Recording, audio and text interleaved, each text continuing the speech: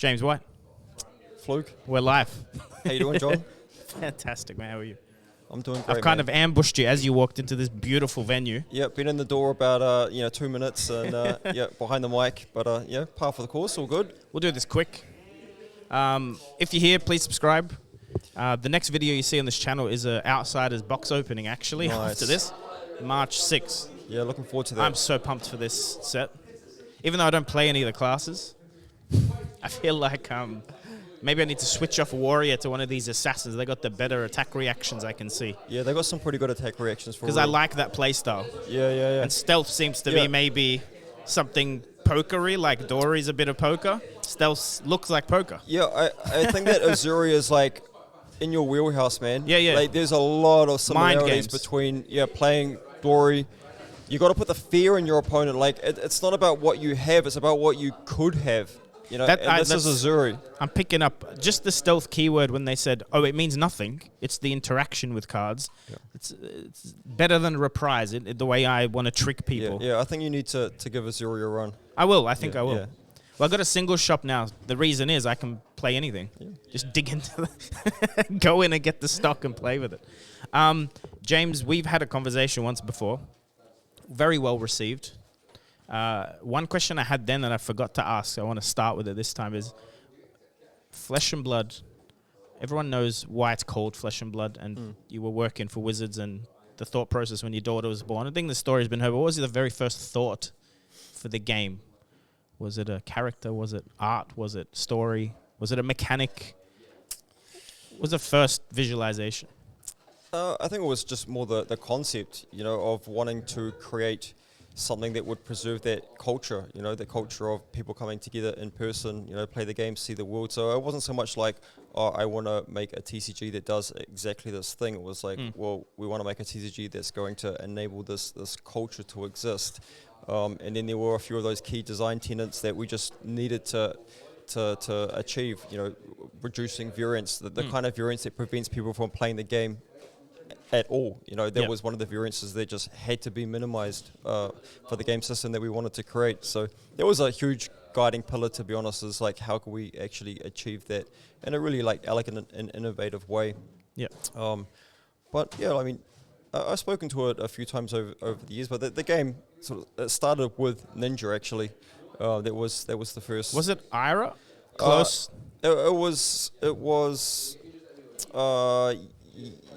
Yeah, I mean, it's actually really interesting that there was an Ira ninja, there was Phi from the very beginning, and there was actually a ninja that used a mechanical stealth mode, which is, in some ways reminiscent of what you're going to see a little bit of in Outsiders, where Azuri ended up landing is actually very, very reminiscent of what one of those first three ninjas was.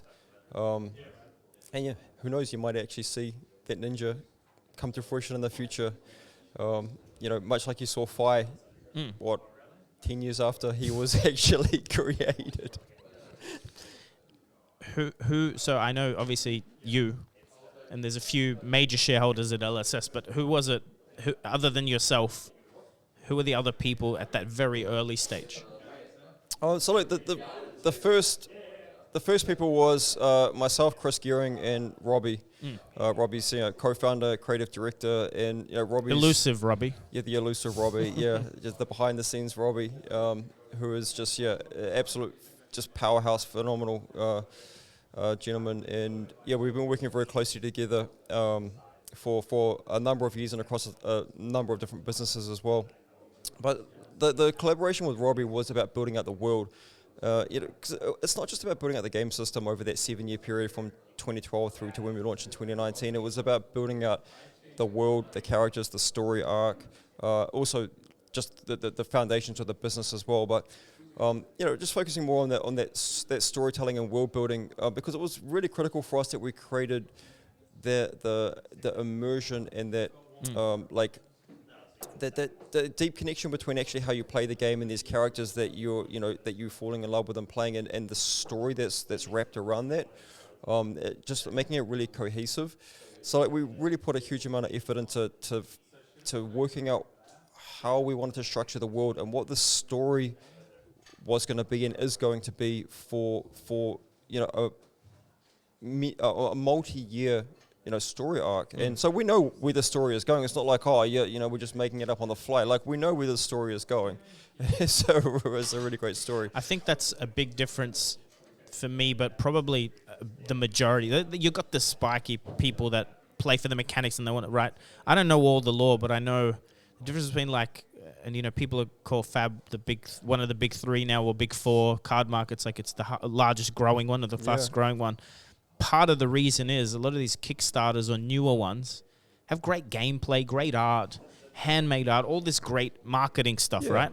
But the guts of it, I'm still not attached.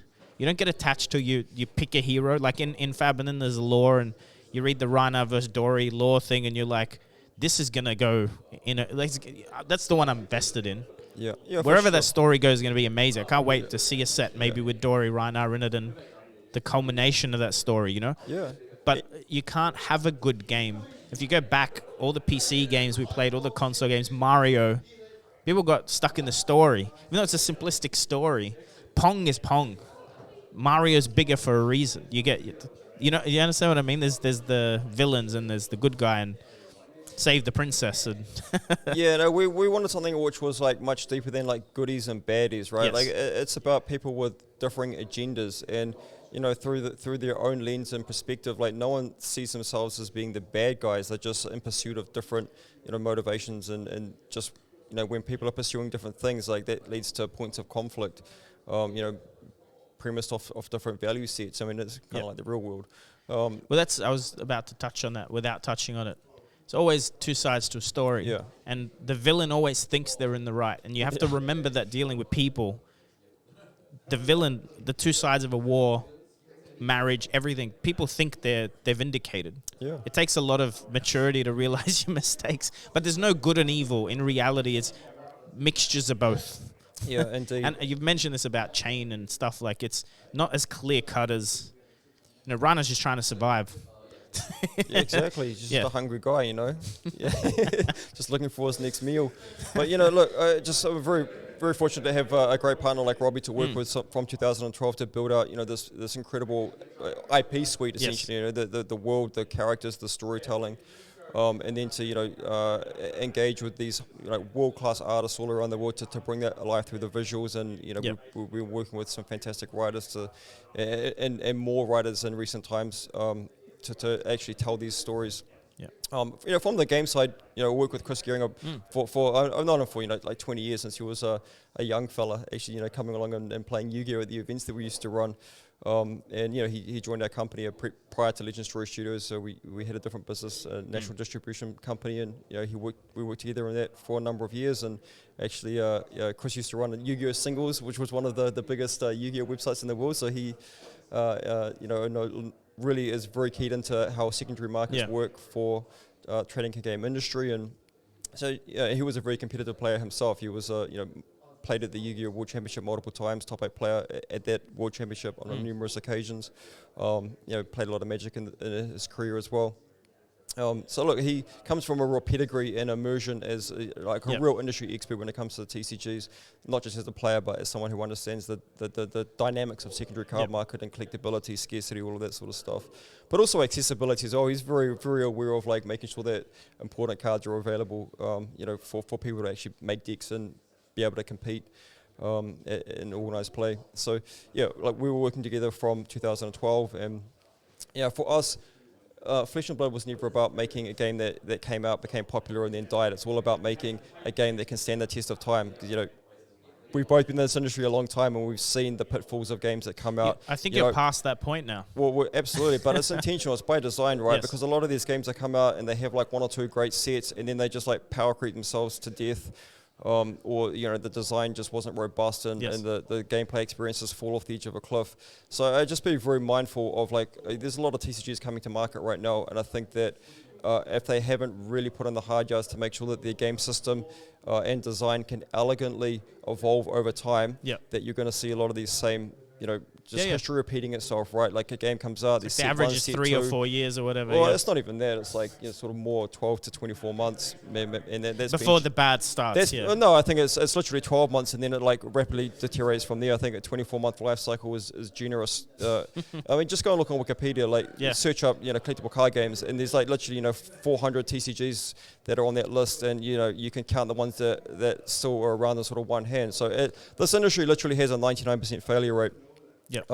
So like, I don't want to take anything away from other creators out there, because it's really damn hard making. If anything, the advice is build the story, build the game, test, make sure it's something that can stand. Because there's some mechanics you can make that are amazing that just don't age well. Yeah, for sure. Yeah, and it wouldn't be the first game that did that. Yeah, and to all the people out there who are giving it a crack, like, full respect to it. It's hard and it takes a lot of courage, and it's a big commitment to just get a game published. So, and I really do sincerely wish people the best. But the reality is, from the consumer side, I would exercise caution and just have realistic expectations of what you are getting into with some of these new products that are coming to market. Yeah, there's some good points.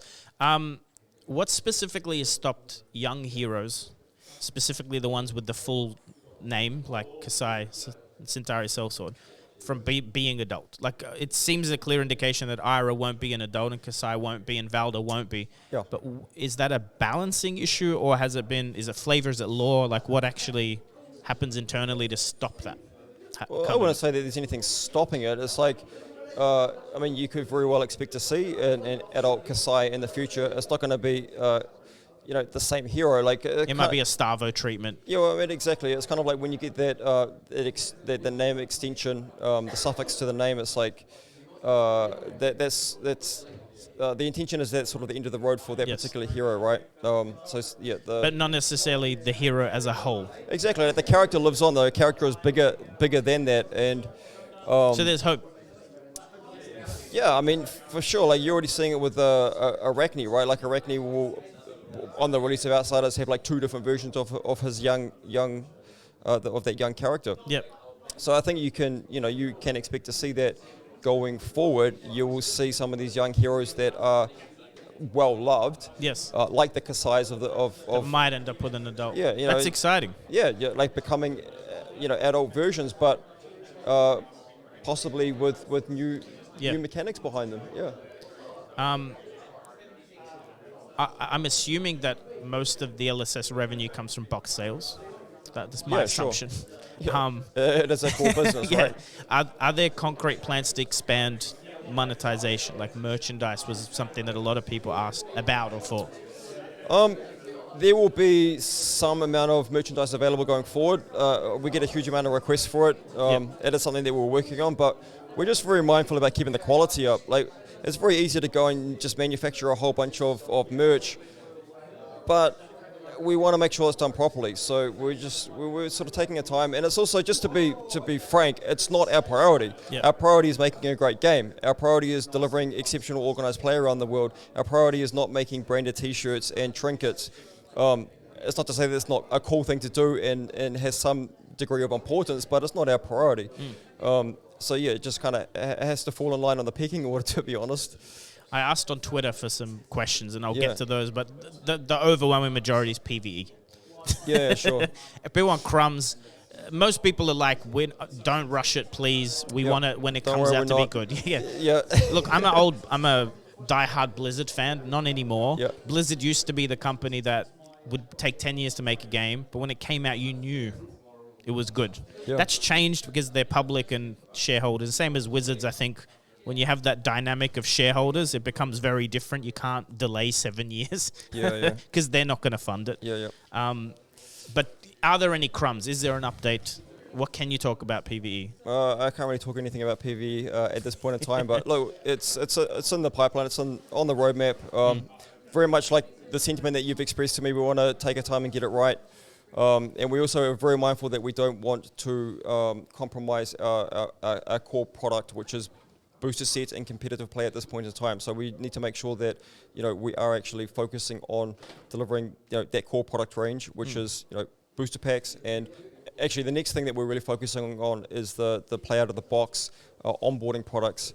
So you've seen the history pack blitz decks coming through. That's sort of like the first step towards that. There's actually a range coming out later in the year, which is even more specifically tailored for first play out of the box. So I kind of think Ira Learn to Play deck, or Ira Welcome deck rather, sort of like ratcheted up one step. So it's something that the retailers will be selling, but it's the product that the retailers should be offering to a interested player for their first play experience. Onboarding being the keyword. I like it. Yeah, maybe more like classic battles, but packaged and priced at a really accessible level for like a brand new interested, This year is the goal? Yeah, this year. Like brilliant.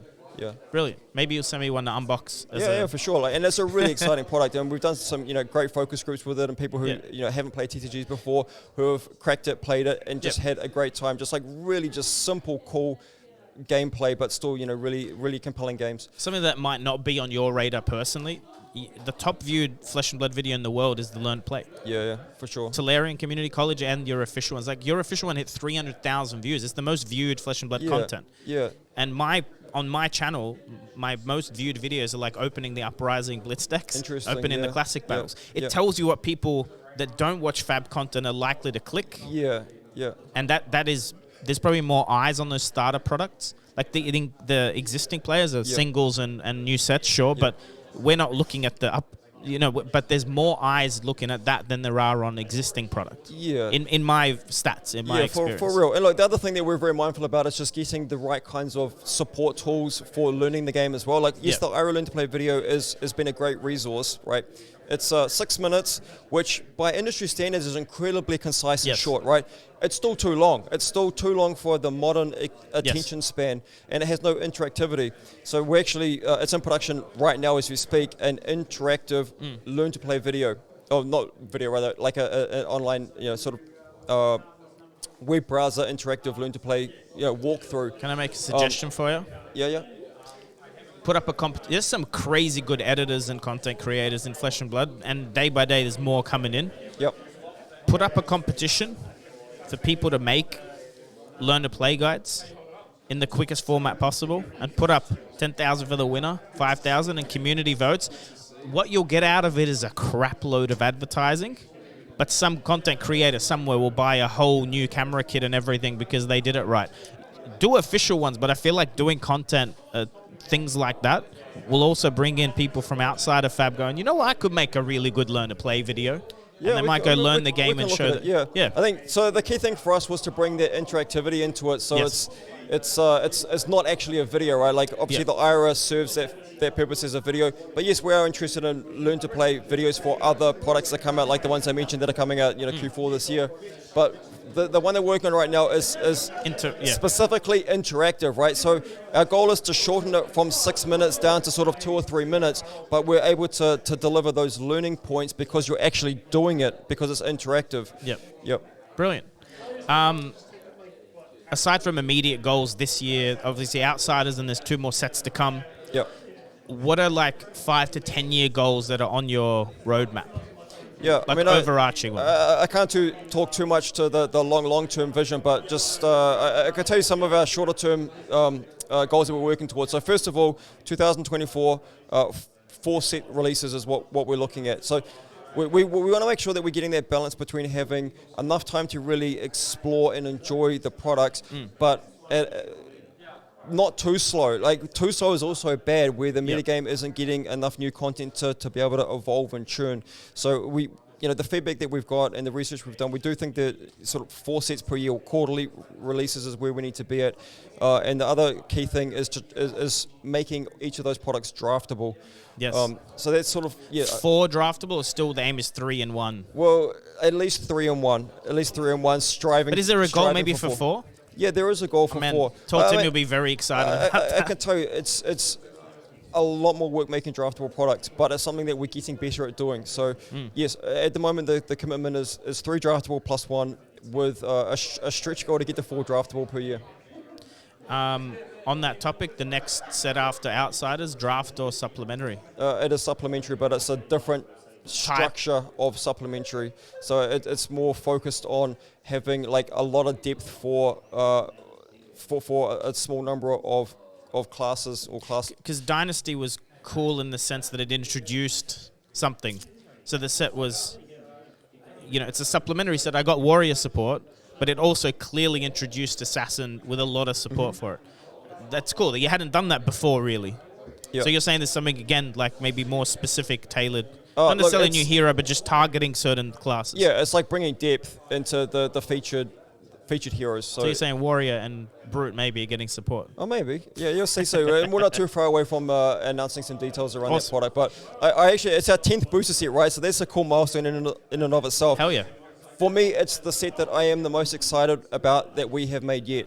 And I think that the fans are going to be blown away by the storytelling, the art, and just the design and the mechanics. Like, it is very, very exciting product. Awesome. Yep. Flow Wrapper icon wasn't on the Outsiders marketing material. Yep. Was it a mistake, or are we going to No, it's plastic not a packs for mistake. this So, one? look, the Outsiders has been manufactured in both Belgium and in Japan. At this point in time, our Japanese manufacturer isn't set up to do paper flow wraps. The reality is just the product that's been manufactured in Japan is still in plastic. We're actually working with them to get them set up for paper, and we will be obviously the first TCG made in that facility, and it's a big facility to bring the fully recyclable paper flow wraps into their manufacturing processes. Something we're very proud of, and I think still out of the Belgium facility, we're still the only publisher who is using paper flow wraps. Which is disappointing, to be honest. I really thought that the other publishers would have followed suit. Yes, it is more expensive, but it's actually a better experience. It is a better experience, and it's just better for the world. So I think it is disappointing that other publishers haven't followed suit, and I hope that they do. But you can expect all of the product. The majority of Outsiders has actually been made in Belgium. I was going to ask, so most of it's paper. The majority of it is in paper. It's but you can't slap the logo if it's even 95.5. You don't want to. Yeah, correct. So I think just quick numbers in my mind. 80% of the product has been made in Belgium, and it is all in paper. Is this region specific? Is certain regions? Okay. You're correct. So all of Europe and North America is getting the Belgian product for release day at least. All of APAC and Oceania will have the Japanese product, so it will be in the traditional plastic flow wraps.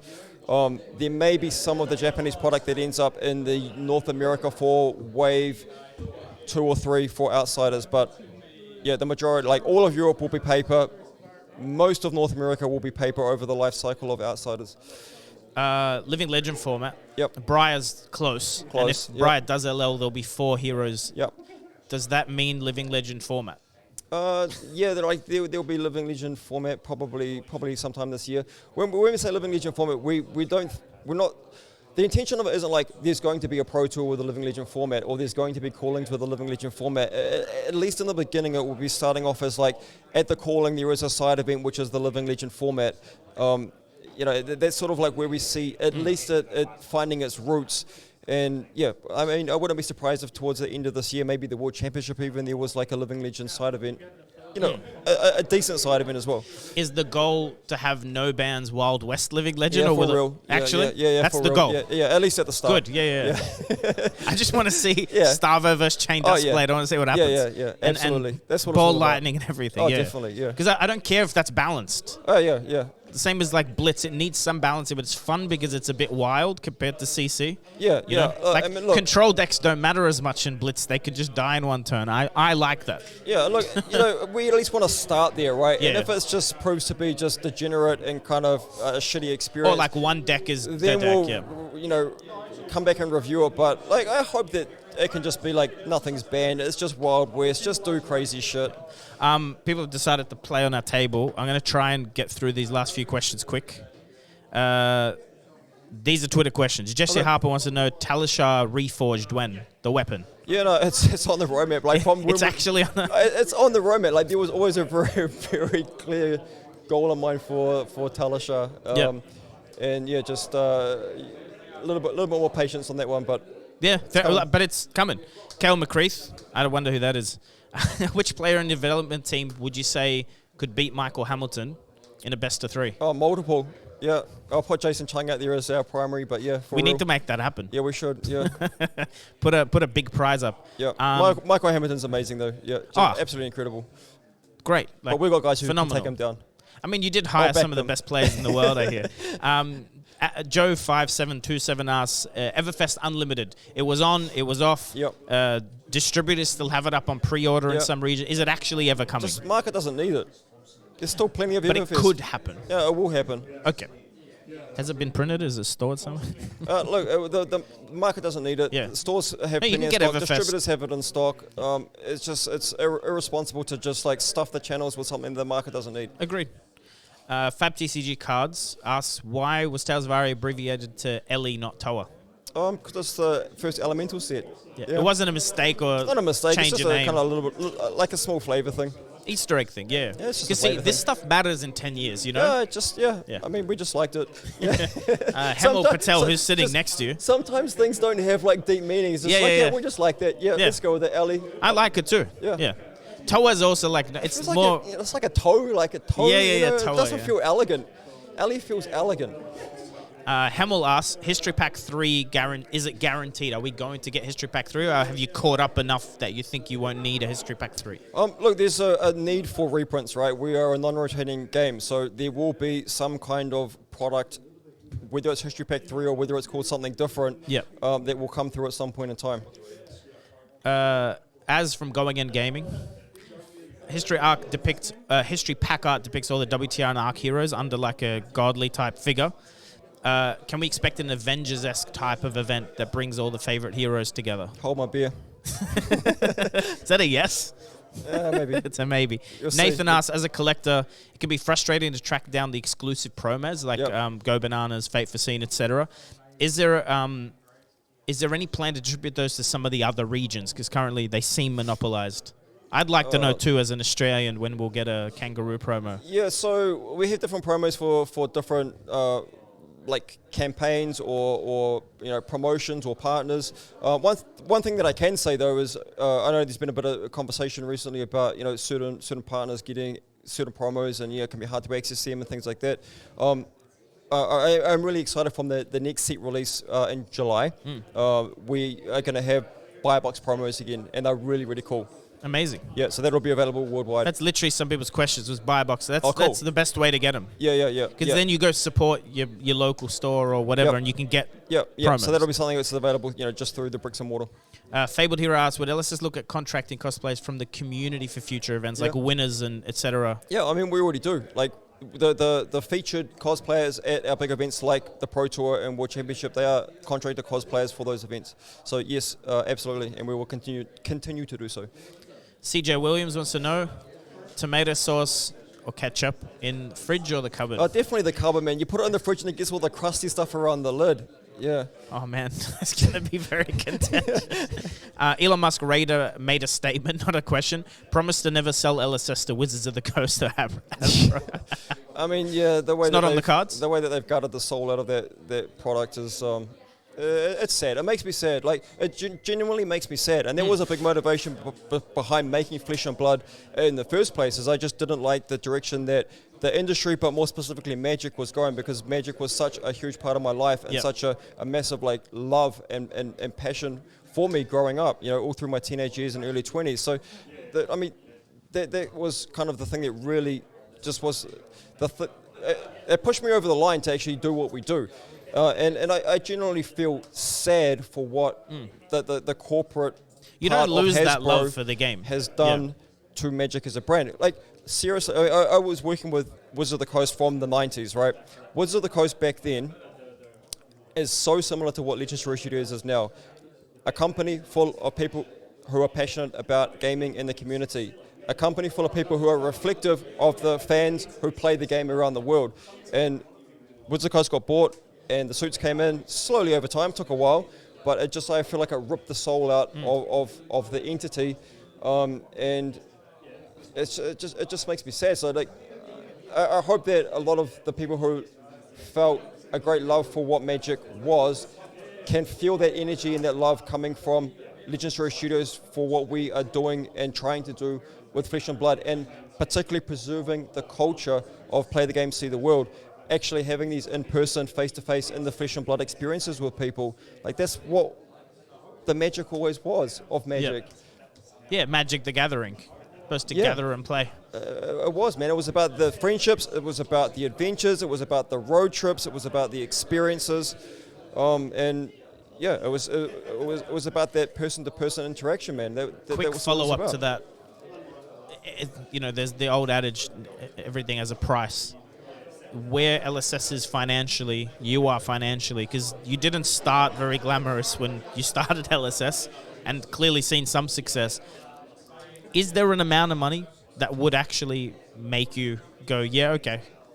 Well, I don't think that's not really the thing that matters. The thing that matters is sort of where you're at in your life stage, right? Like, I'm 42 years old. Like, just eventually I'm going to get too old, or I'm going to want to use my time in different ways, right? I got a 10-year-old daughter. Like, eventually, the needs of my life will shift, and the demands of my time and my attention and my energy will probably want to be focused somewhere else. That's just how life works. Like, you go through different phases of your life. So I got to be honest. Like, I'm not going to be here running Legend Story Studios forever.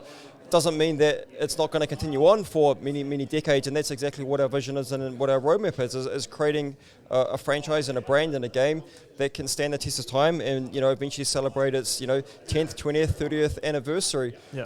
But faces and people change over time, and like, I am pragmatic about it, and that's why I really focus on building an incredibly strong team at Legend Story Studios. And at the end of the day, like, I'm just one person. I'm just one cog on this machine, right?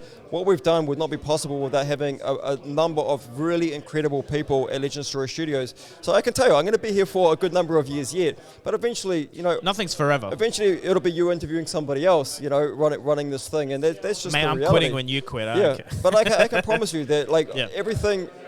Like, I'm all in on this, right? Like, it is my life from the moment I wake up until the moment I go to sleep, which is from early in the morning and very, very late at night. I get emails at odd hours from you. For real. And, so, like, while I'm involved, it's like, it's my everything. But, again, I'm just pragmatic and very, very conscious of the fact that at some point in the future, and it's going to be quite a number of years away, there will be someone else sitting in this chair. Hank from Goblin Reserves just wants to know, are goblins in the world of Wraith, and are they smart enough to become heroes? I've heard that there's a very popular chaff goblin floating around somewhere. But yeah, I mean, there's all sorts of different creatures, and we're yet to see them all. Flesh and Blood Espana wants to know, will we see Portuguese as a language possibly in the future? Certainly considering it, and it's just absolutely incredible seeing the growth across Brazil. Just phenomenal passion from that community, and we've got some great things coming down the line for our Brazilian fans. Siweke Lionel, who's here today, I believe. Why no Marvels in HP2, and is there something else that's maybe hidden in that set that's just not a Marvel? Look, I just transparent. There's nothing else hidden in that set. It is what it is. But it's about... We did Marvels in HP1 specifically for the European fan base as an acknowledgement of their patience for getting access to these cards in the local language, right? And, there are other languages and other territories which we are yet to welcome on with localized versions of their products. So we want to, just like... Hold some stuff back, keep a few, aces up our sleeve to be able to acknowledge these other countries and fan bases with things like, the Marvels that aren't in History Pack 2. So you're saying Japanese Marvel Prism? That's what I heard. But yeah. Maybe. Yeah. Read between the lines. Yeah, smart man. Goldfish Fab wants to know, do you have plans to incentivize new players to join Fab? Don't answer that. I think you touched on the onboarding. That's literally, this product's coming out now, HB1 Blitz decks, which seem very basic, very good play pieces in there. And then there's also some other onboarding products or new player products coming, which is amazing. Yeah. Plus something interactive. Yeah, so it's really a mixture of getting better onboarding products available to players, and particularly like first play products that retailers can sell. It's one thing giving them free Irie decks, and free Irie decks are still available to all retailers around the world free of charge, right? Yeah. But that's important, and we will continue to provide those free Irie decks, but it's also important that the retailers have something that they can actually sell to a new player who is interested in taking that next step. And these products I mentioned, they are like one step up from the Irie deck. So we still would recommend a retailer kind of like give that interested player the Irie deck, but then kind of like move them into these, play out of the box decks. As their next step on that journey, but then also having these tools around, like wrapped around the outside, like the interactive learn to play tutorial, to really, get people on board with what Flesh and Blood is and how to play it. Just a couple more questions. Lord German is our local. What content would you like to see more of in the Flesh and Blood content sphere?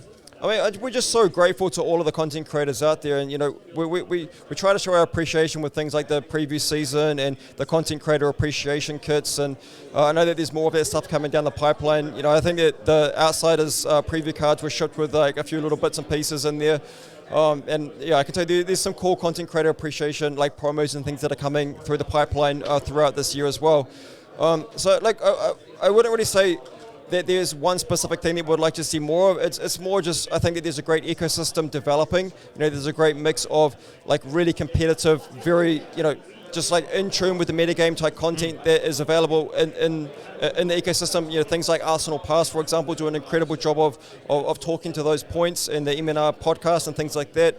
The Tarak Patels of the world, like creating great written content. We get some fantastic like metagame overviews. Like we had Breezy recently as one of our guest writers for FABTCG.com, and he did an amazing recap of he makes the good progress video season. content too. Yeah, absolutely. We've got some great sort of like culture content creators as well. We're starting to see some really excellent like market watch and market analysis videos coming through, things like Final Trade, focusing on the sealed product.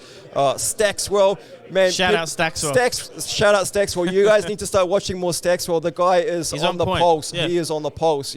Start making those pickups. He's like he's the goblin of phase, just sitting in his basement on TCG Player going, oh, I got to make a video. he's got some great, he does have good reads. insights. Yeah, he's I'm got subscribed. some great reads. Yeah. 1426 wants to know extended art tunic as a promo. Yep. We had gold foil rainbow. Yep. That seems to have stopped. We're getting some extended art, but the rainbow foil extended art tunic seems to be a one-off. Are there plans for extended art legendary rainbow foils as an easier access point than like gold foil extended? It's I mean, maybe. I'm not sure the exact answer on that one, but like maybe it's not that we're not going to ever do them again. Yep. So yeah, it is possible. I think that there are some extended art legendaries that will be available maybe soon. Yeah, actually, when it comes to my mind, maybe soon. Yeah. But the tunic's done and dusted. Like, ain't no more tunics. Well, we saw Newson shred them. Yeah, they're gone. Yeah, confetti. Last question: will we see you in Baltimore? Oh, absolutely. Damn straight. Excellent. Looking forward to it. Yeah. Well, will I see you there? The goal is yes. Yeah. The goal is just logistics, but I should be. Yeah. Yep. No, it's going to be an awesome event. Yep. And the last thing, do you have anything you want to tell the audience before we hang up? Just look, thank you all for your belief and support and passion for this game. And look, the best is yet to come. We are getting better at making this game. We are welcoming some incredible talent onto the team. And it's so exciting as sort of the founder of this company to see how global our team base has become. We have people on the ground in Tokyo, Vienna. Madrid, Portland, New York, Sao Paulo, just to name a few. So, our global presence is spreading, and we've been very lucky to welcome on some really exceptional, experienced talent from this industry. And we're still building out that team as well. So, look, the best is certainly yet to come in both product perspective and definitely in the organized play space. Baltimore's going to be a great event, but actually our focus is really on the World Championship, which, as we said, is coming to Europe in November, and the 2024 schedule, which we're working on right now as well. And are you allowed to say what country Worlds is in yet? I can't say at the moment. We're announcing it at Baltimore at the players' meeting. There you go.